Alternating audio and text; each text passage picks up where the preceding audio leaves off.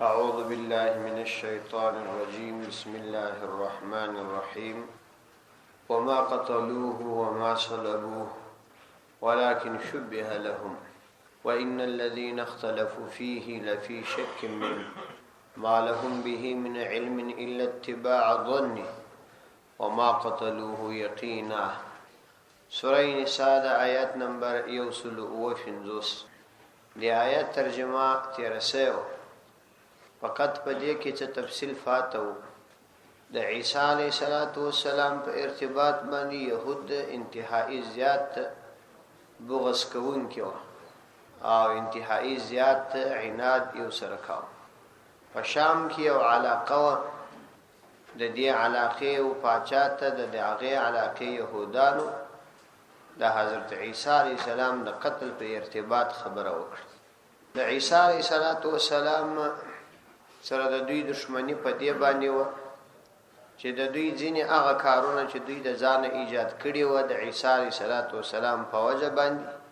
چې هغه د الله تعالی نبی و هغه منع کړي و، نو دوی د هغه د قتل د پاره رايوځای شو. کله چې هغه علاقې ته ورغلل چې هلته عیسی علیه السلام نو د عیسی علیه السلام د قتل د پاره ترتیب جوړ کړ. په دې کې بیا د مفسرینو اختلاف دی چې دا تشبیه څنګه شوی دی. ځینو مفسرینو لیکلي دي، قرطبي داسې لیکلي دي چې حضرت عیسی علیه السلام په خپل ملګرو کې یو چاته وویل چې یو څوک دې ته آماده دی چې قرباني ورکړي او په جنت کې د الله عزوجل د طرفه زما سره یو ځای شي. نو د حواریینو څخه یو کس وویل چې دې ته زه آماده یم. نو د خپل لنګوټه او خپل لباس هغه ته ورکړي، هغه چې د باندې راوتی الله تعالی د هغه شکل د عیسی علیه السلام د شکل پر رقم جوړ کړي. نو دوی دا کس چې د عیسی علیه السلام مخلص ملګری و دا ونیاوه او وې زړاو. عیسی علیه السلام الله جنې محفوظ کړي. نو ګواکې په دغه یو صورت کې دوی د عیسی علیه السلام یو ملګری دا په قتل رسولي. عیسی علیه السلام الله تعالی اسمانونو ته پورته کړي. دومره وجه تفسیر مظهری لیکلی ده، هغه دا ده چې عیسی علیه السلام سي يهودانو خپل یو کس چې تلانوس نومیدي دا کس ورواسته. دا چې کله د نن ولاړ الله سبحانه و تعالی د شکل او صورت د عیسی علیه السلام په شکل او صورت باندې واړه، صرف مخ او چهره د عیسی علیه السلام پر کم او دا انتهایی زیات ظالم او انتهایی ضدی انسان. نو دا د عیسی علیه السلام پر کم عیسی علیه السلام الله تعالی پورته کی د يهودو ته پلاس ورغلی او ویوشه. د وجلو څورسته چې کله نور بدن ته وکته هغه د دوی د عملګری تلانوس بدن. نو په دغه ارتباط د دوی اختلاف پیدا شو چې دا عیسی علیه السلام. نو چې کله به دا خبره وکړه چې دا عیسی علیه السلام دی، بیا به ول ازمر ملګری او کله چې به ول د ازمر ملګری دی ول نو عیسی علیه السلام څه. نو الله سبحانه و تعالی په دې آیاتونو کې دا خبره ښکارا کړل چې دوی عیسی علیه السلام قتل کړي نه دي او نه ځړولې، بلکې دا پر دوی باندې مشتبه کړل سو. خپل ملګری د عیسی علیه السلام په شکل باندې واړول سو. عیسویان اوسم د عیسی علیه السلام ځانونه په روان بول. ورسته پر دې ارتباط باندې تفصیلی خبره راځي پر عیسوی عقیده باندې او داغه پر رد باندې به ان شاء الله تفصیلی خبره ورسته کو. په دوی کې درې ډلې دي. یو ډله یې د عیسی علیه السلام مبارک کې دا عقیده لري چې دا د الله تعالی زوی دی. بل ډله دا عقیده لري چې دا الہ دی او بل ډله دا عقیده لري چې هغه وجل سوی. يهودان د عیسی علیه السلام د قتل قائل دي چې دا وجل سوی دی. نو دوی د خپل عقیدوي علائم څخه یو علامه د صلیب یې. صلیب دا عربي لفظ دی او دا زړېدلو ته ویل کیږي او زائد زړېدلو ته هم ویل کیږي. نو دا صلیب چې دوی جوړي دا په اصل کې اشاره ده وهغه عقیده ته چې موږ دا عقیده لرو چې عیسی علیه السلام راځړول شوی. ځینې مسلمانان هم بیچارهګان په دې خبرم نه دا د یهودو علامه یا د کور پر مخ باندې کښلي او یا پر جیب باندې یا پر خلی باندې راغلي او دوی ور باندې خبر نه. په کورو کې هم په شذو کې دا عادت دی، په صحراو کې په شار کې لا تقریبا دا سلسله وس ختمه ده چې دا کښیانو سترګې به ورتوري کړي، بیا به پر لاس یا پر تندي باندې دا د جمع رقم علامه ورکشل. یو د جمع علامه ده، د جمع علامه د صلیب نه ده. د صلیب علامه داسې ده چې د جمع تر علامې لږ لوړ خط لیکل کیږي او د جمع په علامه کې بالکل پر مابین باندې لیکل کیږي. نو دا هم په ځینو ځایو کې به د صلیب علامه به او داسې بزرګان وایي چې دغه د انګلیسي په وچ لیکل کیږي، د دې په مابین کې دیم دالیکه نه ورکشي ځکه دغه لیکه هم د صلیب علامه ده. د دې څخه دیم کوشش کوي ځان ګوري. نو دغه علائم چې د صلیب علائم وي د دې څخه ځان ساتل پکار وي او دا د مسلمانانو د لپاره ضروری دي ځکه دا د دې هغه عقیده ښکاره کوي. حتی د مرګ په صورت کې لا هم دوی چې کله د دوی یو څوک مړ شي نو وسرته دا د صلیب علامه دی دروي چې دا دوی د عقیده لري چې ګواکې عیسی علیه السلام زړول شوی. نو الله تعالی وایي دا پر دوی باندې مشتبه سول. وان الذين اختلفوا فيه او یقینا هغه کسان چې د په ارتباط اختلاف کړی دي لفي شک منه، هغه د په ارتباط کې په شک دي. شک هم په دې ارتباط دي چې کدا دی نو د دې ملګری سوي او کې ملګری دي نو دیت سوي. علیه السلام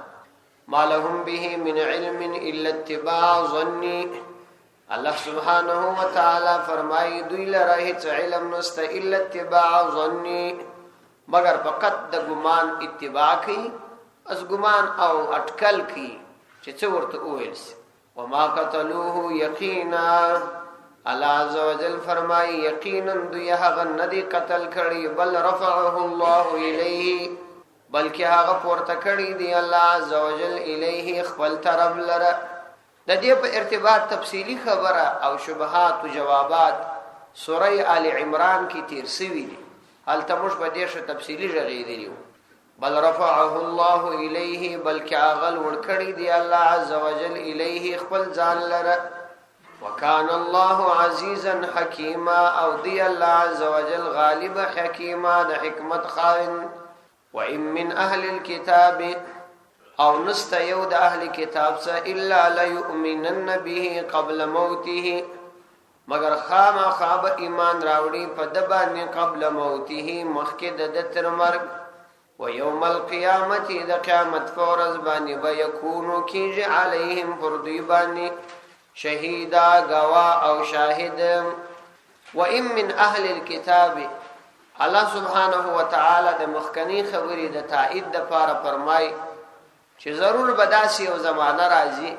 چې دغه عیسویان به ټول پر د حضرت عیسی علی السلام ایمان راوړي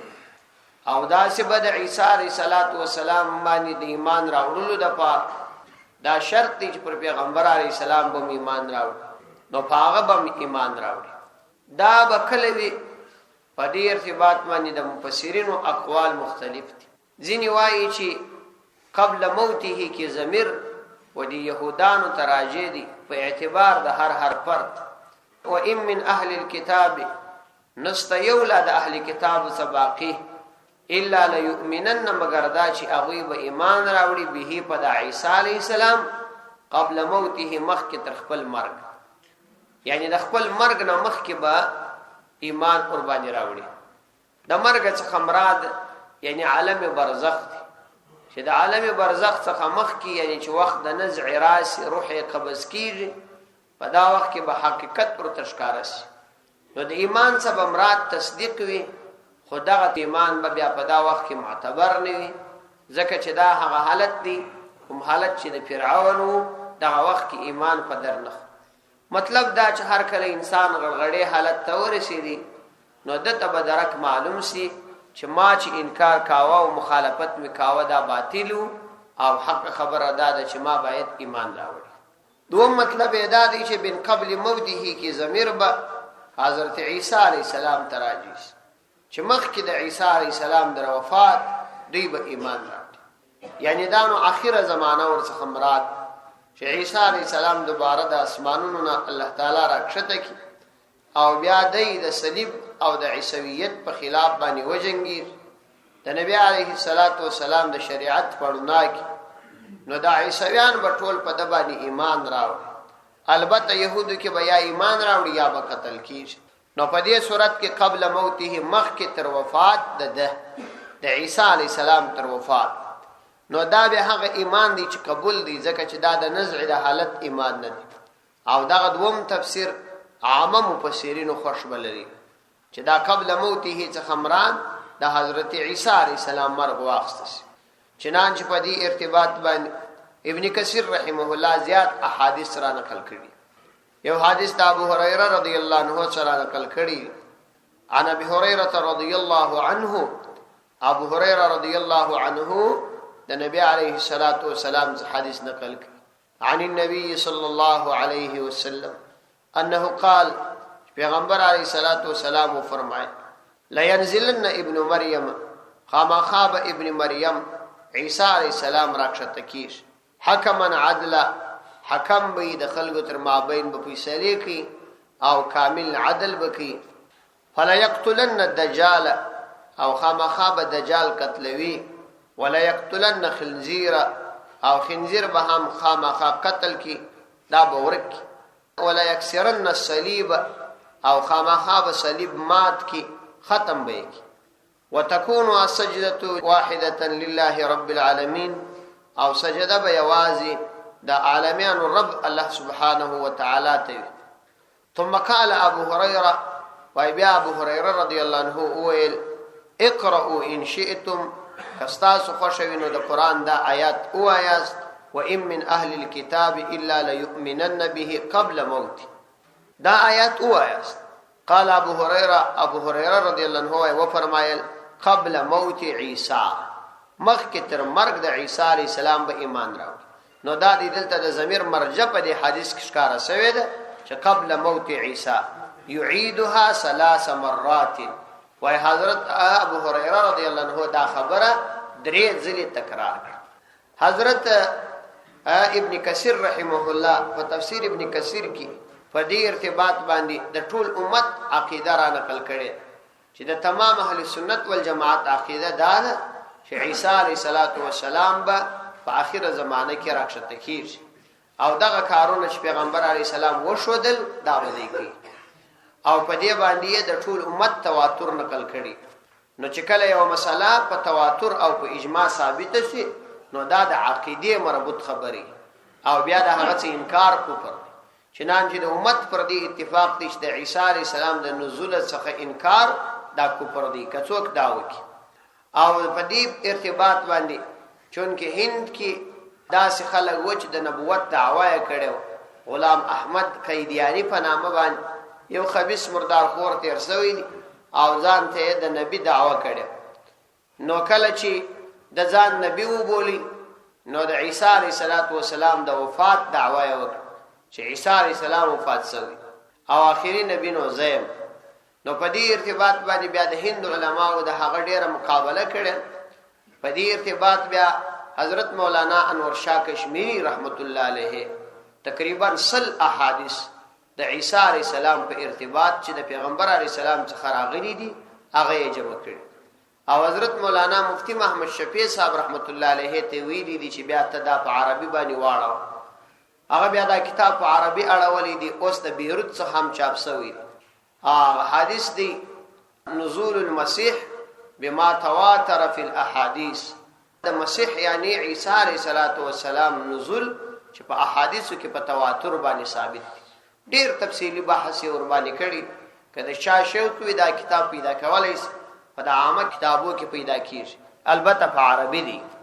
نو ان من اهل الكتاب الا ليؤمنن، او نسته یو د اهل کتابو څخه چې باقی دی فاتسی الا ليؤمنن به، مگر دا چې خامخا به ایمان راوړي په د عیسی علیه السلام باندې قبل موته،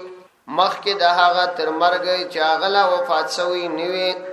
چونکه په آخره زمانه کې بیا د عیسی علیه السلام وفات کیږي او روایتو کې دا راځي چې د نبی عليه الصلاة والسلام د پښو طرف ته بیا دلته شخیر ويوم القيامه يكون عليهم شهيدا ويوم القيامه او د قیامت په ورځ به يكون کیږي عليهم فردی باندې شهيدا گواه یعنی چې کله عالم برزخ او عالم دنیا دواړه ختم سي نو د قیامت په ورځ به فردی باندې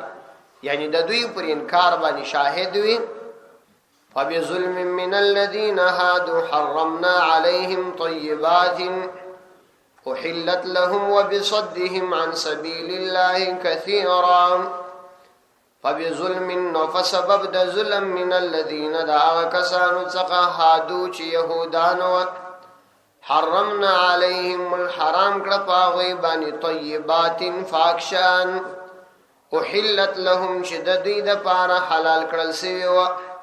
وبصدهم او فمنع دوی عن سبيل الله د الله تعالی د لارې څخه کثیرا ډیرو خلقو لره د دې آیاتو د مخکنی آیاتو سره مناسبت بالکل ښکارا دي په مخکنی آیاتونو کې د يهودانو خبيث صفات او قبیح صفات بیان شو او پر هغه باندې د جنو سزاګانو یادونه وسو دلته الله تعالی د دې د جنو خبيث صفاتو یادونه کی او پر دوی باندې د جنو سزاګانو یادونه کی نو فرمای فبظلم من الذين نو په ظلم من الذين دعا کسانو هادو چې يهودانو یعنی يهودو درواغ هم ویل او ظلم هم کاو نو الله تعالی فرمایي د دوی د ظلم په سبب حرمنا عليهم مج حرام کړل پر دوی باندې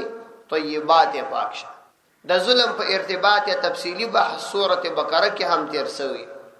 طیبات پاکشه ان مور باندې حلال کړه مطلب دا چې حلال نافع او لذیذ شان دام پردی باندې حرام وګرځو وحلت لهم چې د دوی د پاره حلال سی او د دین مخ کې دوی ته حلال و لیکن د دوی د بغاوت په وجه باندې چې الله تعالی د دوی بغاوت بیانې چې یو ظلم کاوه او بل خلق د خدای د لارې منع کول نو د دې په وجه موږ پردی باندې حلال شان دا حرام وګرځو چنانچہ اللہ تعالی بل ځای فرمایي کل طعام کان حلا لبنی اسرائیل ټول شیان ودا بنو اسرائیل ته حلال لیکن کله چې دوی د خدای نافرمانی شروع کړي او د احکام څخه سرغړونه وکړه نو الله تعالی په سورۃ انعام کې فرمایي چې وعلى الذين هادوا حرمنا كل ذي ظفر نو هغه کسان چې يهودان او موږ پر هغه باندې هر شونګوري والا حیوان دا حرام د شونګوري لرون کې حیوان غوښمو پر دی باندې حرام کړ د شنبه په ورځ مو پر دی باندې ښکار کول حرام کړ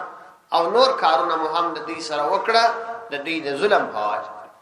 وحلت لهم چې د دوی د پاره حلال کړل شوی او وبصدهم او فمنع دوی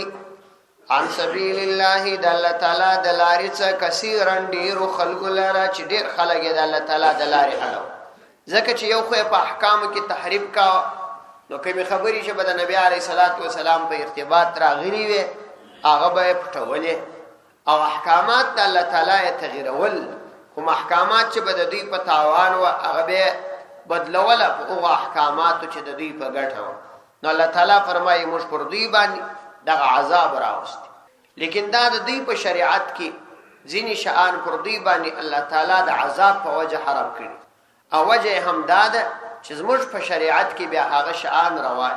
مثلا پر دوی باندې د وازګو خوړل دا حرام مستجائز دي او دا چې پر دوی باندې شونګوري لرونکي حیوان حرام او مستجائز دي مثلا سیرلې دي او دې تورته وې دي دا د دې فرق مستجائز دي چې په شرعي طریقه ذبح شي ځکه دا د نبی عليه الصلاه والسلام په امت کې چې بیا کوم شان پر دې امت حرام شوی دي دا د دې لپاره نه دي چې دې امت ته الله تعالی عذاب وکړي بلکې دا د پیغمبر عليه الصلاه والسلام د نبوت د شرافت په وجه باندې ځینې دا شان چې فطرت او مزاج یې نه خوشي هغه پر دې امت باندې حرام شي او پر دې امت د ګناه په وجه شي نه حرامي ځکه چې دا شریعت او دا امت آخري امت دي او د پیغمبر علیه الصلاۃ والسلام شریعت آخري شریعت دي نسخه نه قبلې چې منسوخ دي وبصدهم من سبيل الله كثيرا واخذهم الربا او بلدا چې دوی اخستل د دوی الربا د سود وقد نهوا عنه حال دا چې دوی د دې څخه منع کړل سی و یعنی د دې کارو څخه دوی منع کړل سی و دوی بیان کول فدې وجه پر دوی عذاب را واکلهم اموال الناس او د وجه د خوراک د دوی د خلقو د مالونو بالباطل فباطل طریقه باندې فباطل طریقه دا غوی څخه مالونه خورل لکه دا مجاورین چې پر دا قبرونو باندې ناس دا د خلقو څخه مالونه په باطله طریقه خوري دا رقم ده واکلهم اموال الناس بالباطل او فرق دا غوی اموال الناس د خلقو د مالونو بالباطل په باطله طریقه باندې دا هم باطله طریقه ده دا پر زیارتونو باندې چې ناس وی چې هفتوار سره تقسیموي یو هفته د یو ورور واری بل هفته بیا د بل ورور واری بل هفته بیا د بل ورور واری او مجبور به علم جاهل مسلمان چې بیچاره په یو لو پریشانی اختوي هغه بیچاره ورزي د ال تخپل کاروبار او دکانداری ور باندې دا قطعا ورته روان دي حرام دي او مریضان وقبرونو تور وستل حرام دي په شریعت کې هیڅ جواز نه لري قبر تور تلل په شریعت کې یوازې او یوازې د دې د فار روا دي او سنت طریقه د سړی ته آخرت پوریات ځکه نبی علیه الصلاۃ والسلام علت او حکمت خپل بیان کړي چې تاسو قبرونو ته د دې د فار ورسئ هغه بیچاره باندې یو مصیبت ښکارا سوی دی بیا ورته ناس دي اډر باندې خرسي او یا نوري طریقې ور باندې نو دا سې ډېری واقعات ما ترازي په تعجب کې سړی ورته پاتې کی ابل ورځ یو کثرت راغلی ول دلته مې یو څوک خپل کوروالا ور وستل یو دکاندار دا د تعویذو دکانداری چې راځي نو ول کوړته دنه به ولې حالت په کور کې دنه ول نور نه یو انو بیا هغه جنجال کړي او مشکلات جوړ کړي ادا چې سړی ورته وګوري هریان ورته ولاس پیغمبر علی السلام صحابه کرام رضی الله عنهم او د امت تابعین هیڅ کله د تعویذ دکانداری نه درایستل هو کله نا کله تعویذ یو چاته ورکول دا جائز دی لیکن دکانداری داغه کاروبار باقاعده شذ په نوبت تر رواني دا ډیره لوبي دي او ډیره لوبي دي امت تبا کړي د اس خلګو چې هغوی د اکار دکانداری راځي او زموږ په ټولنه کې د خلکو خوراک تشهیر کړي او وجه د تشهیر امداده چې زموږ ټولنه په علمي لحاظ کمزورې ده علمیت یې کم دي خصوصا د قرآن او حدیث سره او د عام مسائل سره تعلق نشته او دوی د وخت څخه د یوې حربې څخه کار اخستي چې د دوی کاروبار و نه دریږي نو هغه خلک چې د دوی د باطلو کارونو په ارتباط رد کړي نو هغوی ته به ضرور دوی داسې یو کلمه کاروي چې د کاروبار مخه په بند نشي حالان کې دا قطعا روانه نو هغه کس ما ته ویل زه بیا ورغلم ما ورته ویل دا حرام عمل دی شته کې او ته شرمېږې نه زما کوروالا د کور ته بیا تا ته چا اجازه درکړي چې ته د پردي ښځې نو نیسه ولدرات ویل ما سره دا دې په تاوال پرتی په دا په تاواو کې ستا دا کس چې سړی وویني لوړ ژیری نیولي سپین پاجم تړلی هر کال عمرې او حج ته هم رواني او دننه په کور کې دا سلسله جوړ کړي او دا ګرد به علمي یوم علم نه دی سړی چې عالم به په کتاب پیږي مدرس هغه ونه دی چې دا کار کوي املا دی درس کوي سبق وای هغه څه ضرورت لري دی کار مدرس عالم ته د کتاب درس کول دا د دنیا تر هر شي ډیر خوند ورکي چې مړی کې د کتاب د درس ولا کراو ګرځي دا په شي پیږم نه جاهل وي احمق وي هغه ما ترالي باقاعده وسول بیا په شذ باندې وس پیرانان کښنولې دی ول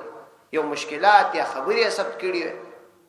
بیا ما ته خبرې اورولې ما ورته مېره باندې اور غیبت مراته کو نو دا ډیر بد کار